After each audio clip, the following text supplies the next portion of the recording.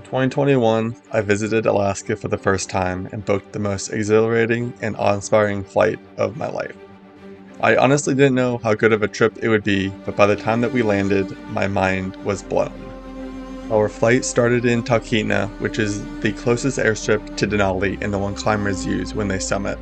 We set off for our 2-hour Flightseeing tour, circumnavigating the tallest mountain in North America, with the final prize of a glacier landing on the Ruth Glacier in the Sheldon Amphitheater. Years later, my fiancée and I still rave about how incredible the flight was. We flew eye level to jagged peaks, snow-capped summits, and saw winding glaciers at every turn. We also saw Denali Base Camp, Denali's North Face, the impressive Wickersham Wall, Pioneer Ridge, and Moose's Tooth, just to name a few. It was truly spectacular. My name is Sills-Trausch. I'm a photographer and writer, sharing beautiful destinations across the globe and helping inspire your next adventure. And hopefully, you'll find your way to Alaska in 2025 or beyond. The thing I remember most vividly was how I couldn't believe what I was seeing was real. Thousands of people visit Alaska each year and don't get to see Denali due to weather. But here, a guy from Arizona had Denali and the Alaskan Range on a bluebird day. I was shell-shocked and utterly grateful for this ridiculously beautiful opportunity to see one of the most magical places on Earth.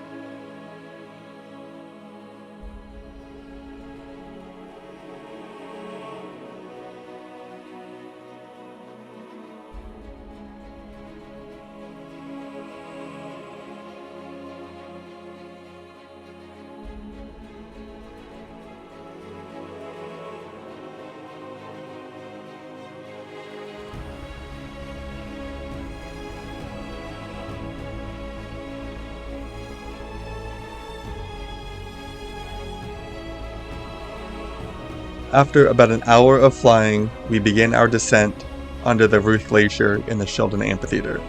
This would give us about a 15-minute break to hang out, stretch our legs, and soak up the beautiful, beautiful views of the Alaskan Range.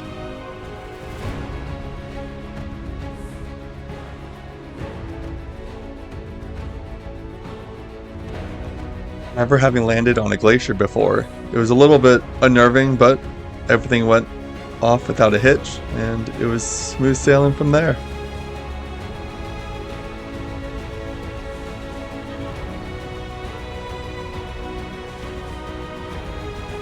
So we just touched down in Denali National Park on a glacier.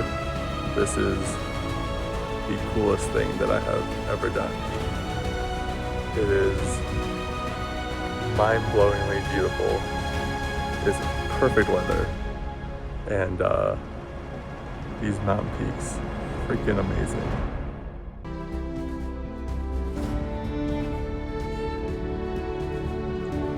After watching a few planes take off, it was our turn to head back to Dalkina and wave goodbye to the Alaskan Range.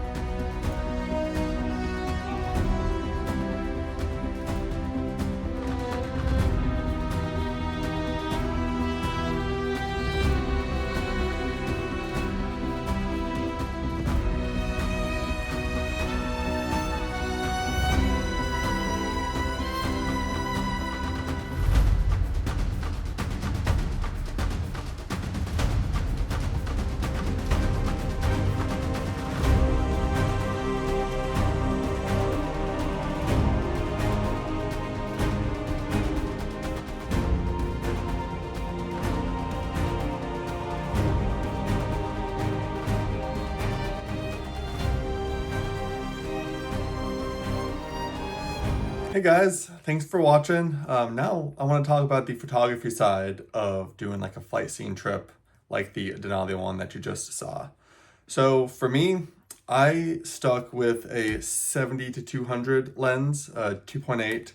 The reason why was because one, I was kind of worried that anything wider was going to get a lot of the like window in the shot, and I didn't know where the plane's wing was going to be. So luckily, for the Denali Flightseeing one, the wing was above you, which was really nice for photography. It didn't get into a lot of shots, and you could like really kind of zoom in past it. The other reason why I wanted the 70 to 200 was if I wanted to like really zoom in on like a glacier or a mountain peak, it gave you a lot better opportunity than using like a 24 to 70. I would say that if you wanted to do like a 24 to 105, that could work. I did use a 24 to 70 on another flight scene trip in Alaska, in Lake Clark, that I'll link right there, or right there.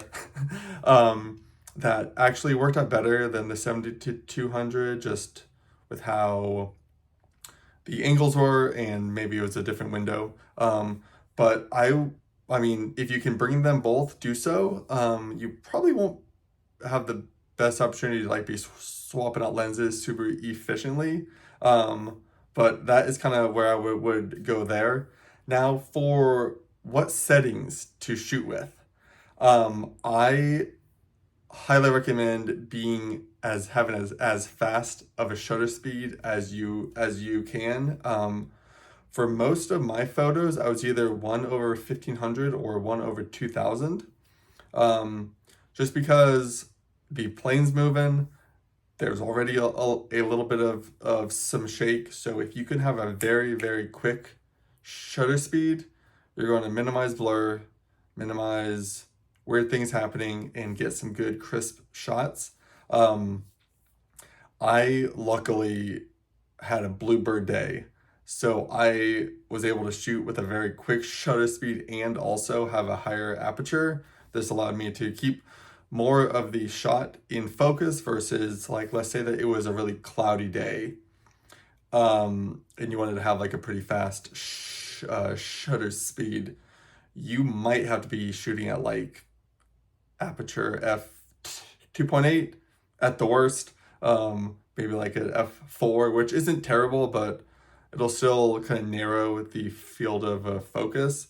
So having the ability to have kind of a higher aperture, keep things more in focus across the board, and I didn't have to really boost my ISO at all, so that was really, really nice. So I shot on manual the entire time, But a thing that you could consider would be to do shutter priority. So that will like lock in whatever shutter speed you want to go with. So let's say 1/2000. That will ensure that your shots stay crisp the entire time. And then, but this then automates your ISO and your aperture. So let's say that maybe one angle, like you're shooting straight out and it's really bright. So it'll bump your aperture up to, I don't know, let's just say f10. But then the next shot you point at the ground, which is going to be darker. So the camera will then automatically adjust the aperture to bring in more light. So let's say that maybe it'll be like f3.2. This kind of takes away you having to play mental games with kind of your environment. If you want to, you don't have to. You can just shoot aperture and or shoot manual, kind of update it as you go. But if you want to go that route, it can make things easier on you, take one thing off of your plate. I'm going to share a few photos and going to share kind of these settings and what I did.